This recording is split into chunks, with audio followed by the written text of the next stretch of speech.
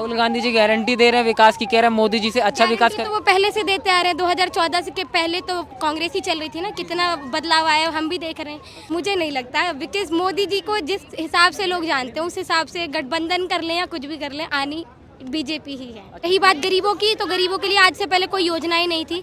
आजकल मोदी जी के नाम से, महिलाओं के नाम से बहुत सारी योजनाएं हैं। नमस्कार मैम, क्या नाम है? My name is Lakshmi. अच्छा, कहाँ से हैं आप? बिहार। अच्छा, बिहार से हैं। लक्ष्मी जी बताइए, 2024 में प्रधानमंत्री किससे बनाने वाले हैं? Okay, so according to me, like Narendra Modi should come because from whenever he has came, he has done lot of changes. Nowadays, G20 has also done. In G20, like can you please Hindi please? Okay fine. तो मेरे हिसाब से नरेंद्र मोदी जी आनी चाहिए, क्योंकि अभी हाल ही में सभी लोग जानते हैं कि G20 हुआ है। G20 में पूरे 19 देश एकत्रित हुए थे हमारे भारत देश के साथ। तो इसी कारण हमारे भारत देश को और नरेंद्र मोदी जी को लाइक आज हमारा पूरा भारत ही नहीं, पूरा देश जानता है। तो उस अकॉर्डिंग नरेंद्र मोदी जी को ही आना चाहिए। और बहुत सारी लाइक योजनाएं हैं गरीबों के लिए, वो चला रहे हैं, तो मोदी जी को ही आना चाहिए। जैसे कि आपने कहा कि गरीबों के लिए योजना चला रहे हैं, मगर दूसरी तरफ विपक्षी है, कांग्रेस है और भी पार्टी, अदर पार्टी है, वो कह रहे हैं कि मोदी जी ने गरीबों के लिए कुछ भी नहीं किया है, देश का पैसा अडानी अंबानी को दे रहे हैं। जी नहीं, बिल्कुल ऐसा नहीं है। अडानी और अंबानी जी वो कर रहे हैं, वो अपनी मेहनत से कर रहे हैं। जो भी चीज़ें हैं उनकी, उन्होंने बहुत सारी चीज़ें की हैं, उस अकॉर्डिंग वो उस लेवल पे आए हैं। रही बात गरीबों की, तो गरीबों के लिए आज से पहले कोई योजनाएं नहीं थी। आजकल मोदी जी के नाम से, महिलाओं के नाम से बहुत सारी योजनाएं हैं। पढ़ाई में भी आप देख सकते हैं बहुत सारी चेंजेस हुए हैं जी। तो उस अकॉर्डिंग मोदी जी को ही आना चाहिए।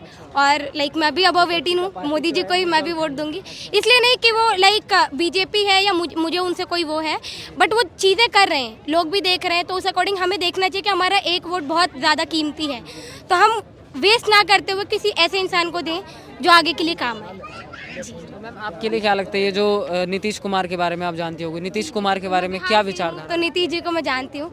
तो नीतीश कुमार जी के बारे में आप क्या विचारधारा रखते हैं? देखिए, वो भी देश के लिए बहुत कुछ कर रहे हैं, बट कहीं ना कहीं उन्हें सिर्फ ऐसा किसी एक राज्य के बारे में पर्टिकुलर ना सोचते हुए अगर वो पूरे देश के बारे में सोचें तो लोग उनको जाने। क्योंकि देखिए, वो सिर्फ लोग जानते हैं, सिर्फ बिहार के लोग बहुत ज़्यादा जानते हैं। मोदी जी गुजरात में रहते हुए भी उनको पूरे देश को लोग जानते हैं। अब वो प्रधानमंत्री हैं, सभी लोग लगभग उनको जानते हैं, देश के बाहर भी जाना जाता है। तो अगर हम भेदभाव नहीं करेंगे तो चीज़ें हो सकती है।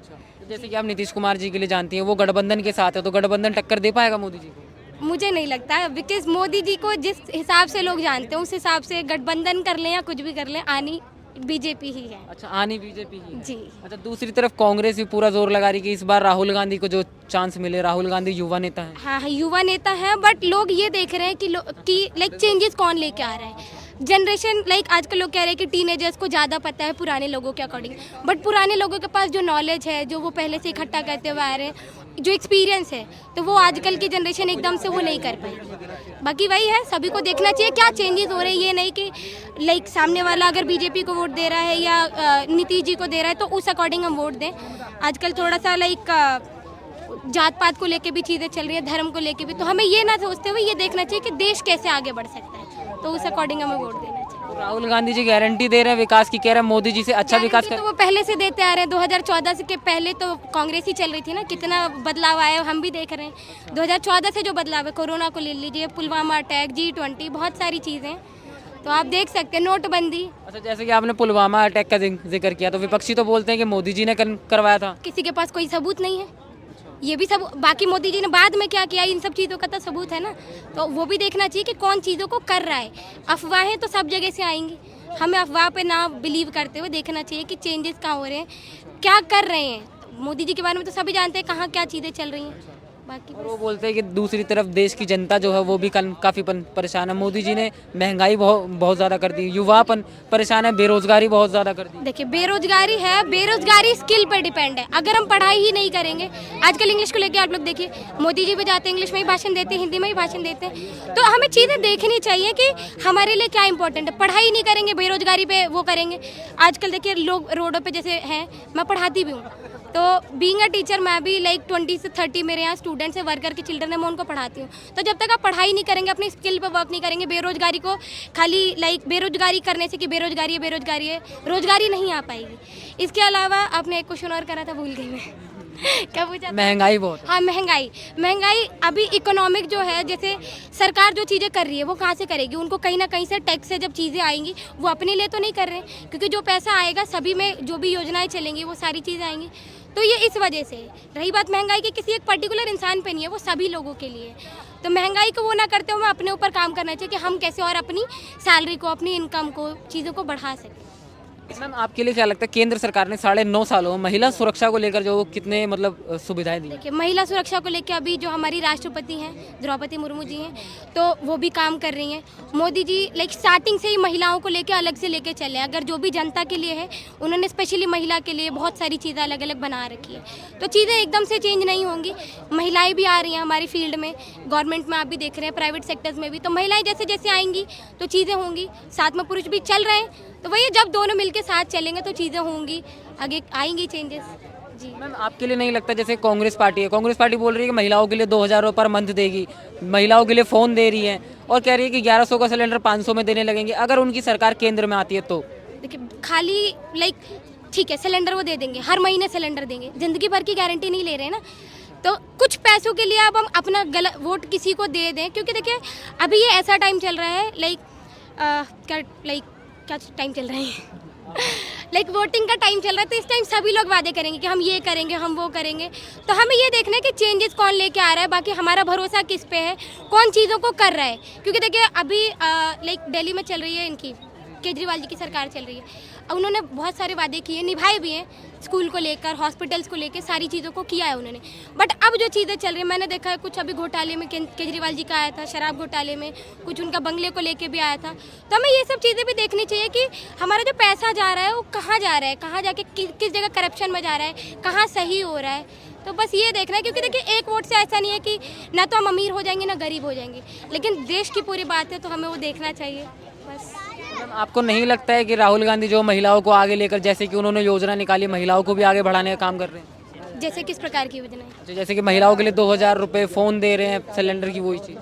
तो देखिए 2000 का फ़ोन, अब महिलाएं देखिए डिपेंड ऑन वुमेन ऑल्सो ना, कि अब फ़ोन है, मान लीजिए कितने का भी फ़ोन है, अगर हम काम कर रहे हैं उस फ़ोन को हम कैश भी ले सकते हैं, किस्त पे भी ले सकते हैं। अब सिर्फ एक फ़ोन के चक्कर में और सिलेंडर के चक्कर में अपना वोट, खाली सिर्फ हमें फ़ोन और सिलेंडर नहीं देखना है ना, और भी चीज़ें देखनी है आगे के लिए। आप जैसे आपने बताया क्या है, गवर्नमेंट फॉर्म्स हैं, प्राइवेट में भी जॉब्स हैं, तो ऐसे ही नहीं हो जाएगा। अब खाली हम फ़ोन और सिलेंडर और हमें टेम्पररी चीज़ों के बारे में नहीं सोचना है, आगे भी देखना है कि परमानेंटली हमें पूरी जो सरकार आएगी 4 साल के लिए आएगी, 4-5 साल के लिए, तो हमें उस अकॉर्डिंग सोचते हुए अपना वोट देना है, देखना है कि किसको वोट देना चाहिए, कैसे हमारा देश विकास कर सकता है, कैसे हमारा राज्य विकास कर सकता है। मैम ये बताइए, जैसे कि आप बिहार से हैं, बिहार की सरकार ने महिला सुरक्षा को लेकर कितना काम किया? देखिए, बिहार की सरकार को लेकर सबसे पहले मैं दिल्ली में ही हुई हूँ, अभी मैं नोएडा रह रही हूँ, तो बिहार के बारे में बहुत ज़्यादा मुझे नहीं पता है। बट हाँ, बिहार को लेके ये है कि मैं ये देख रही हूँ, सबसे पहले बिहार के जो लोग हैं उनके पास कमाने का ज़रिया नहीं है वहाँ पे। तो मेनली वो क्या फोकस करते हैं कि हम पढ़ाई कर लें और हमें गवर्नमेंट जॉब मिल जाए। तो जो लोग पढ़ाई की फील्ड में आ जाते हैं, जॉब करते हैं, चीज़ें करते हैं, तो उनका सोचने का नज़रिया ही अलग होता है। तो उस अकॉर्डिंग वो भी डेवलपमेंट हो रहा है। पटना सिटी को आप देख सकते हैं, पटना आजकल रोड को लेके, पढ़ाई को लेके, सारी चीज़ों को लेके डेवलपमेंट हो रहा है। बट मैं तो यही चाहूँगी अगर वहाँ भी अगर सरकार आए तो बीजेपी की आनी चाहिए। जिस तरीके से यहाँ सुधार हो रहा है वहाँ भी होना चाहिए, क्योंकि मेरी ना लड़ाई बीजेपी से है और ना ही नीतीश जी से। बस ये है, चीज़ें होनी चाहिए, है ना। तो बस ऐसा। मैम आपके लिए क्या लगता है, कुछ दिनों पहले जो है बिहार के अंदर नीतीश जी ने जातिगत जनगणना करवाई थी, तो आरजेडी ने बयान दिया कि उसका वो जो है जातिगत जनगणना जो है वो एक बड़ी उपलब्धि थी।